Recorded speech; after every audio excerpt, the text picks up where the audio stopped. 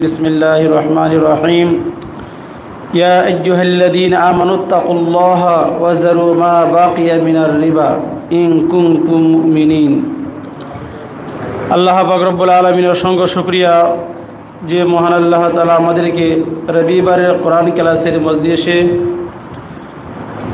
ওলি আল্লাহদের মজলিসে আসা এবং বসার তৌফিক দান করেছেন। সেই জন্য মহান প্রভুর দরবারে একবার কালিমাত শুকুর আদায় করি আলহামদুলিল্লাহ।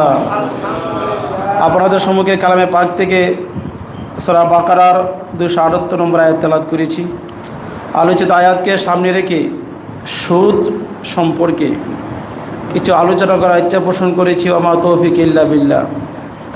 হাক্কানি আঞ্জুমানের প্রতিষ্ঠাতা হযরত মাওলানা সুফি মুফতি আজম গাছী রহমতুল্লাহ আলাইহি তিনি 1876 সালে হাক্কানি আঞ্জুমান প্রতিষ্ঠা করেছেন। হাক্কানি মানে হক, সঠিক, রাইট, কাটি, নির্ভেজাল। আঞ্জুমান মানে সংগঠন, সত্যের সংগঠন, আধ্যাত্মিক সংগঠন, তরিকতের সংগঠন।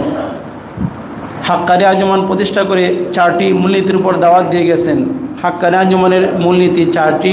1 নম্বর হলো 5 ওয়াক্ত নামাজ বিনা কাজা, নামাজের পরে কোরআনি ওজিফা, হাক্কানি ওজিফা, নামাজের পরে সূরা ফাতিহা একবার, সূরা ইখলাস 3 বার, সূরা ফালাক একবার, সূরা নাস একবার, সঙ্গে হাক্কানি দুরূদ শরীফ এবং সৈকতার মোনাজাত। 3 নম্বর যে দাওয়াতটা সেটা হলো হালাল রুজি। ইবাদত বন্দেগী কবুল হওয়ার জন্য পূর্ব শর্ত হালাল রুজি। আল্লাহ পাক রব্বুল আলামিন কালামে পাকে সূরা মুমিনুনের 51 নম্বর আয়াতে আল্লাহ বলেছেন, ইয়া আইয়ুহার রাসূলু কুলু মিনাত তাইয়্যিবাত ওয়া আমালুস সালিহা। হে আমার রসুলগণ, তোমরা হালাল রুজি ভক্ষণ করো আর নেক আমল করো। আগে হালাল খেতে হবে, এরপরে নেক আমল করতে হবে। হালাল রুজি ব্যতীত কোনো নেক আমল আল্লাহ কবুল করবেন না। হারামে কোনো আরাম নেই, হারামে কোনো আরাম নেই।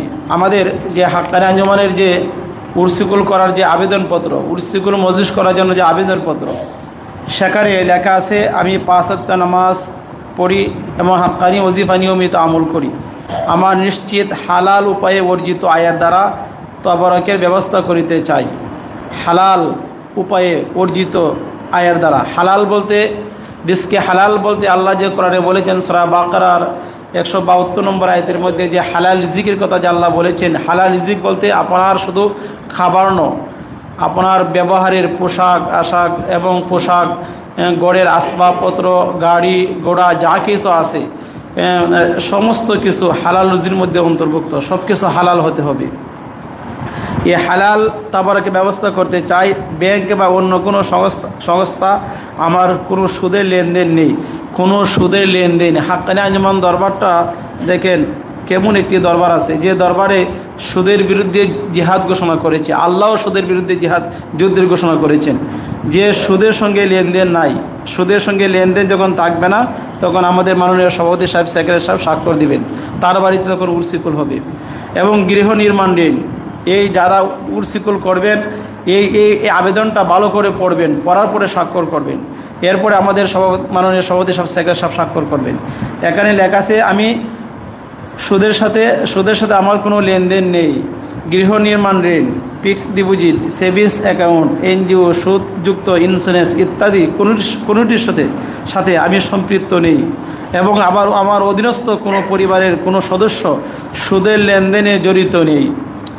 দেখেন হুজুর কেবলা বলেছেন, বাবা তোমার আপন ভাই, আপন বোন যদি সুদের সঙ্গে জড়িত থাকে,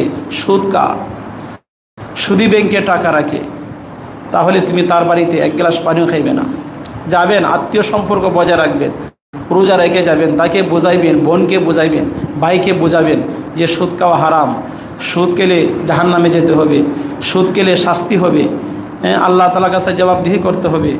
কিন্তু সুদখোরের বাড়িতে খাওয়া যাবে না। এ সুদ এমন একটি জিনিস। আল্লাহ পাক রব্বুল আলামিন সূরা বাকারার 278 নম্বর আয়াতে আল্লাহ তাআলা বলেছেন, ইয়া আইয়ুহাল্লাযীনা আমানুত্তাকুল্লাহ। হে ঈমানদারগণ, তোমরা আল্লাহকে ভয় করো আর সুদকে ছেড়ে দাও। আল্লাহকে ভয় করো, যার মধ্যে আল্লাহর ভয় আছে, যার মধ্যে আল্লাহর ডর আছে, খৌফ আছে, ভয় আছে, সে সুদ খাইতে পারে না। আল্লাহকে ভয় করো, সুদকে ছেড়ে দাও। সুদের মধ্যে যে ভয় আছে এটাকে পরিহার করো যদি মুমিন হয়ে থাকো।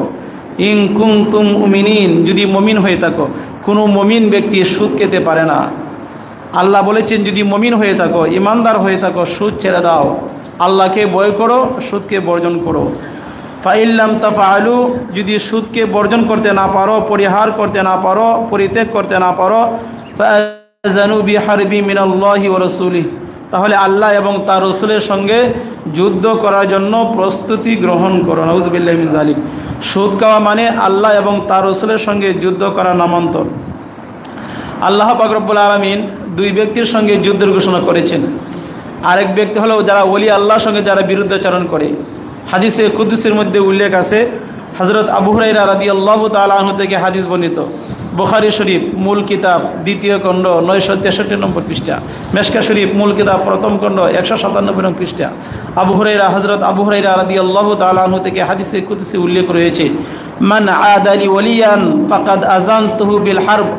মান আদালি ওলিয়ান, যে ব্যক্তি, আল্লাহ বলেছেন হাদিসে কুদসি, যে ব্যক্তি আমার ওলির সঙ্গে দুশমনি করে, ওলি আল্লাহদের বিরুদ্ধাচরণ করে, মান আদালি ওলিয়ান ফাকাদ আযানতুহু বিল হারব, আল্লাহ পাক রব্বুল আলামিন তার সঙ্গে যুদ্ধ করার জন্য প্রস্তুতি গ্রহণ করেন। ওলি আল্লাহর সঙ্গে দুশমনি করা মানে আল্লাহ তাআলার সঙ্গে যুদ্ধ করা নামান্তর। ওলি আল্লাহদেরকে ভালোবাসতে হবে, ওলি আল্লাহদেরকে শ্রদ্ধা করতে হবে। এ দেশ, এ বাংলাদেশ আউলিয়া কেরামের দেশ। আউলিয়া কেরাম এদেশে আগমন করেছেন, ইসলাম প্রচার করেছেন, তাদের মাধ্যমে এদেশে ইসলাম প্রতিষ্ঠিত হয়েছে আউলিয়া কেরামের মাধ্যমে। আউলিয়া কেরামের কাছে আমাদেরকে যেতে হবে, হাক্কানি পীর মাশায়েখের কাছে আমাদেরকে যেতে হবে। আল্লাহ বলেছেন যে কি, আমার ওলির সঙ্গে দুশমনি করা মানে আমার সঙ্গে দুশমনি করা, আমার ওলির সঙ্গে দুশমনি করা মানে আল্লাহ তাআলার সঙ্গে যুদ্ধের ঘোষণা করা।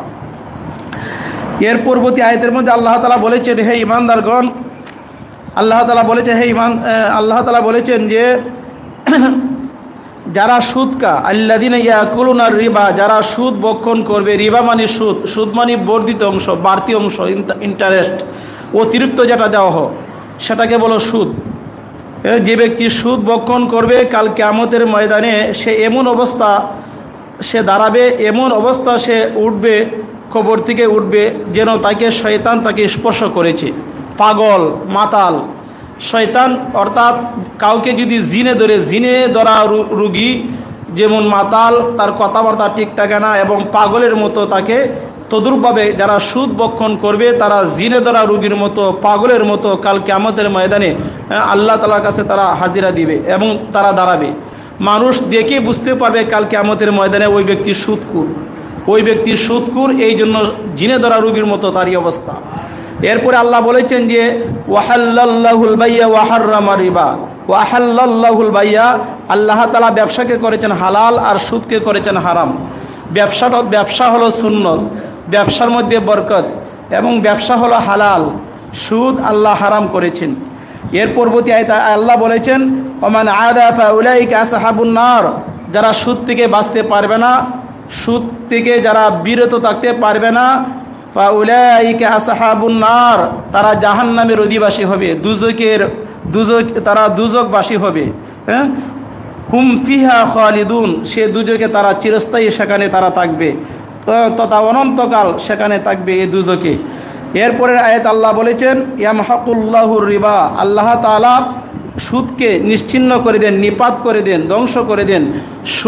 যারা সুদ খাবে তাদের মালের মধ্যে কোনো বরকত থাকবে না। সুদ যারা খাবে, ভক্ষণ করবে, তাদের বিভিন্ন মারাত্মক কঠিন রূপ দেখা দিবে, বিমার দেখা দিবে, যে চিকিৎসা কোনো ডাক্তার করতে পারবে না। হ্যাঁ, সুদ খেলে বিভিন্নভাবে আপনার টাকা পয়সা চলে যাবে, এটা টেরই পাবেন না। এই জন্য সুদ থেকে বেঁচে থাকতে হবে। সাদকার মধ্যে আল্লাহ তাআলা মালকে বৃদ্ধি করে দেন, আর হারামের মধ্যে আল্লাহ মালকে কমিয়ে দেন, তার মধ্যে কোনো বরকত নেই। হ্যাঁ, হাদিসের মধ্যে উল্লেখ রয়েছে, নবী করিম সাল্লাল্লাহু আলাইহি ওয়াসাল্লাম বলেছেন, সুদদাতা, সুদ গ্রহীতা এবং লেখক এবং সাক্ষ্যদক তাদের প্রতি লানত করেছেন, অভিসম্পাদ করেছেন রাসূল আকরাম সাল্লাল্লাহু আলাইহি ওয়াসাল্লাম, তাদের প্রতি লানত। আরেকটি হাদিসে উল্লেখ রয়েছে, হযরত আব্দুল্লাহ ইবনে হানজালা রাদিয়াল্লাহু তাআলা আনহু থেকে হাদিস উল্লেখ রয়েছে, নবী করিম সাল্লাল্লাহু আলাইহি ওয়াসাল্লাম বলেছেন, মেশকা শরীফ প্রথম খণ্ড 245-46 নম্বর পৃষ্ঠা, নবী করিম সাল্লাল্লাহু আলাইহি ওয়াসাল্লাম বলেছেন, যে ব্যক্তি 1 দিরহাম পরিমাণ সুদ ভক্ষণ করবে সে যেন আপন মায়ের সাথে বেবিচারে লিপ্ত হলো। নাউযুবিল্লাহি মিন যালিক। সুদ খাওয়া মানে আপন মায়ের সাথে বেবিচারে জিনা লিপ্ত হওয়ার সমতুল্য। থেকে আমাদেরকে বাঁচতে হবে। হাক্কানি আঞ্জুমান দরবারে হুজুর কেবলা আমাদেরকে বলেন বয়ানের সময় যে ওয়াইদিন যারা আছে যে কোনো মজলিসে যে কোনো মাহফিলে সুদের বয়ান করবে, হাক্কানি আঞ্জুমানের সুদের বয়ান করে। এ সুদ আল্লাহ হারাম করেছেন, যে আল্লাহকে ভয় করো আর সুদকে পরিহার করো। আল্লাহ পাক রব্বুল আলামিন আমাদের সকলকে সুদ পরিহার করার, হালাল রুজি ভক্ষণ করার আল্লাহ পাক আমাদেরকে তৌফিক দান করুক, আমিন। একবার হাক্কানি দরুদ শরীফ পড়ি। আল্লাহুম্মা সাল্লি ওয়া সাল্লিম বারিক আলা আবদিকা রাসূলিকা মুহাম্মাদ।